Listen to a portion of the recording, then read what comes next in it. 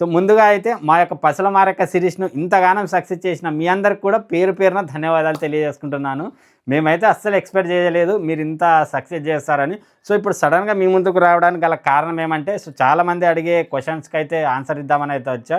So చాలామంది అడిగే వాటిలో మెయిన్గా పసల మారక్క సీజన్ 2 ఉంటుందా లేదా అనేది. సో ప్రస్తుతానికైతే ఏమనుకోలేదు బ్రో, ఎందుకంటే పసల మారక్క సీజన్ 2 అనేది కాస్త డబ్బుతో కూడుకున్న విషయము. సీజన్ 1 కేవలం జస్ట్ క్యారెక్టర్స్ అన్నిటినీ మీకు పరిచయం చేయడానికి మాత్రమే రాసుకున్న.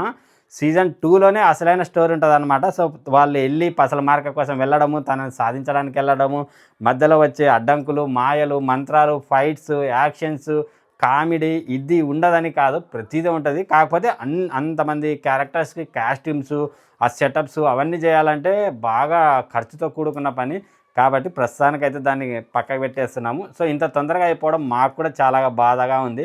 కాకపోతే ప్రతి స్టోరీకి కూడా ఒక ఎండింగ్ అనేది ఉంటుంది కాబట్టి తప్పట్లేదన్నమాట. అలాగే చాలామంది అడిగే క్వశ్చన్స్ ఏమంటే, బ్రో మీరు ఏ సాఫ్ట్వేర్ యూజ్ చేశారు ఈ విఎఫ్ఎక్స్ వాట్ల కోసం అని. బ్రో నిజం చెప్తున్నా, మేము ఇంతవరకు ఏ రీల్కి కూడా ఏ కెమెరా వాడలేదు, ఉత్త మొబైల్తోనే తీస్తామన్నమాట. ఇప్పుడు తీసిన సిరీస్ మొత్తం కూడా ఇప్పుడు వాడుతున్న iPhone 16 ప్రోతోనే తీసాము. అండ్ ఎడిటింగ్ కూడా మొత్తం దీంట్లోనే అనమాట. అండ్ నాకు సిస్టమ్ వరకు వీడియో చేయడం రాదు, మొత్తం కూడా దీంట్లోనే చేస్తున్నా. కాకపోతే చాలా చాలా చాలా చాలా కష్టపడాల్సి వచ్చింది. ఎప్పుడు చూడు ఎలా చేయాలని.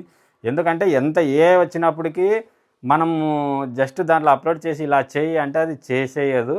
దానికి ప్రీ వర్క్ చాలా చేయాల్సి ఉంటుంది అనమాట. అంటే షూటింగ్కి ముందే అవుట్పుట్ ఎలా రావాలనేది డిసైడ్ అయ్యి రాసుకొని, సో దానికి తగ్గట్టు యాంగిల్స్, దానికి తగ్గట్టు ప్రతిదీ లైటింగు ఎవ్రీథింగ్ చేయాల్సి ఉంటుంది అనమాట. అప్పుడే ఇస్తే అంతో ఇంతో మనకు తగ్గట్టు చేయగలదు తప్ప మొత్తంగా ఏ మాత్రం చేయలేదు. ఒకవేళ అలా చేస్తే అది మనిషిలా కాకుండా బొమ్మల్లా ఉంటుంది, ఫేసులు మారిపోతాయి, అసలు కథే వేరే ఉంటుంది. అండ్ నేను స్క్రిప్ట్ అస్సలు రాసుకోలేదు, మొత్తం కూడా మైండ్ నుంచే అన్నమాట. సో జస్ట్ అలా నాకు అనిపించింది చేసుకుంటూ పోవడమే. యాక్చువల్లీ అది కరెక్ట్ వే కాదు, రాసుకుంటేనే బాగుంటుంది. సో నెక్స్ట్ కథకి మాత్రం ఖచ్చితంగా రాసుకుంటాను. అండ్ మీకు కూడా ఫస్ట్ నుంచి నేను హింట్ ఇస్తూనే ఉన్నా, లాస్ట్లో ఘటోత్కచుడు వస్తాడు అన్నట్టు. సో మీరే పెద్ద గమనీయలే. ఆ పొట్టం ద్వారా చాలా సైన్స్ ఇచ్చా మీకు, రాబోతున్నాడని. So anyway thank you so much. మీ లవ్కి, మీ ప్రేమకి ఎప్పటికీ థ్యాంక్ యూ సో మచ్.